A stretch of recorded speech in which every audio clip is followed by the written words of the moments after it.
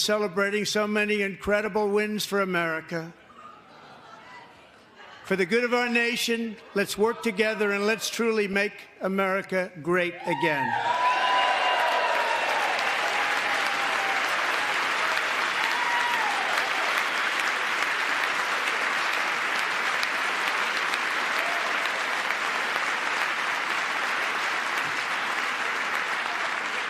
Every day, my administration is fighting to deliver the change America needs to bring a future that America deserves, and we're doing it.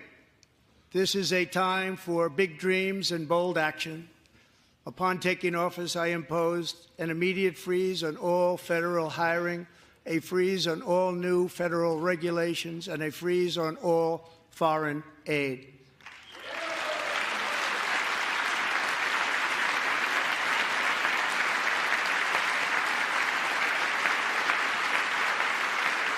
I terminated the ridiculous Green New Scam. I withdrew from the unfair Paris Climate Accord, which was costing us trillions of dollars that other countries were not paying. I withdrew from the corrupt World Health Organization.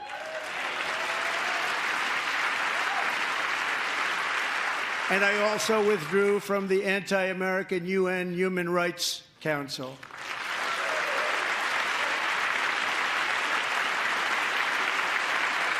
We ended all of Biden's environmental restrictions that were making our country far less safe and totally unaffordable. And importantly, we ended the last administration's insane electric vehicle mandate, saving our auto workers and companies from economic destruction.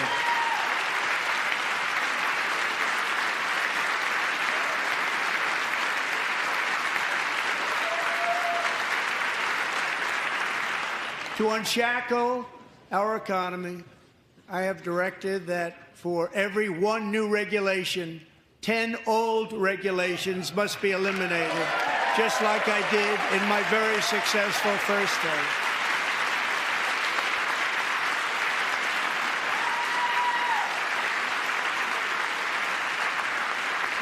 And in that first term, we set records on ending unnecessary rules and regulations like no other president had done before. We ordered all federal workers to return to the office. They will either show up for work in person or be removed from their job.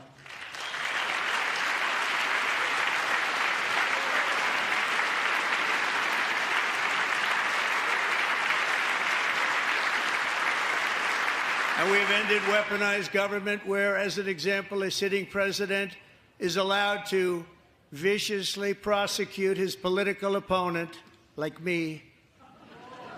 How did that work out? Not too good. Not too good.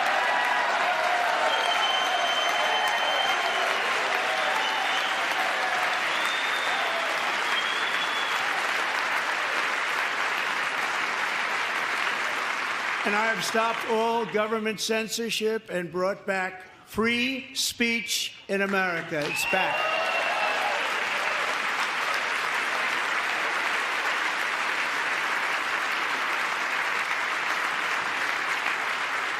And 2 days ago, I signed an order making English the official language of the United States of America.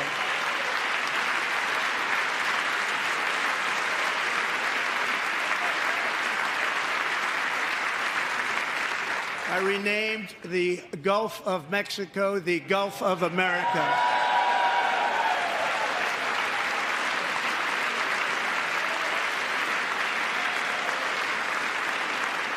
And likewise, I renamed, for a great president, William McKinley, Mount McKinley again. Beautiful Alaska. We love Alaska. We've ended the tyranny of so-called diversity, equity, and inclusion policies all across the entire federal government and, indeed, the private sector and our military.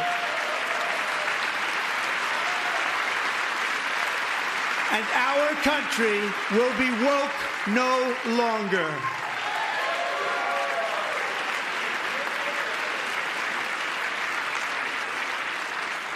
We believe that whether you are a doctor, an accountant, a lawyer, or an air traffic controller, you should be hired and promoted based on skill and competence, not race or gender.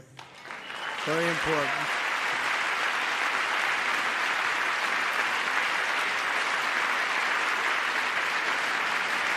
You should be hired based on merit. And the Supreme Court, in a brave and very powerful decision, has allowed us to do so. Thank you. Thank you very much. Thank you. We have removed the poison of critical race theory from our public schools, and I signed an order making it the official policy of the United States government that there are only two genders, male and female.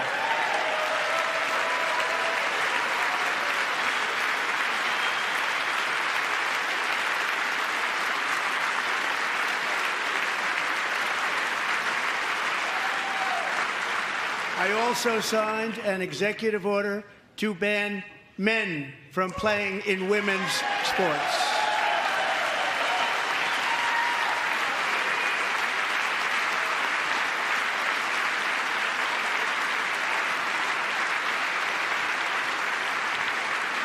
Three years ago, Peyton McNabb was an all-star high school athlete, one of the best, preparing for a future in college sports. But when her girls' volleyball match was invaded by a male, he smashed the ball so hard in Peyton's face, causing traumatic brain injury, partially paralyzing her right side, and ending her athletic career. It was a shot like she's never seen before. She's never seen anything like it. Peyton is here tonight in the gallery, and Peyton, from now on, schools will kick the men off the girls' team, or they will lose all federal funding.